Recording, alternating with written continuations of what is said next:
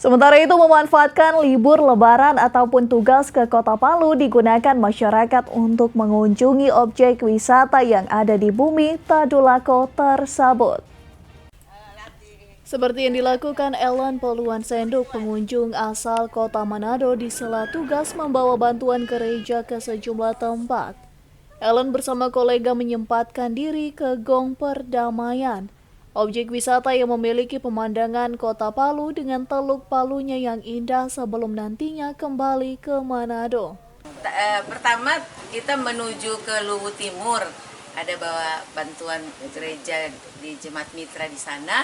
Terus kita lanjut ke Toraja, putar sampai ada di Palu di sini. Setelah itu kita pulang. Nah, ke apa? Di sini. Ke Gong Perdamaian, ya Gong Perdamaian. Kalau Ibu ingin melihat Gong Perdamaian itu. Gong Perdamaian ini sendiri dibangun berangkat dari keprihatinan atas berbagai konflik yang pernah terjadi di Sulawesi Tengah serta beberapa wilayah di Indonesia.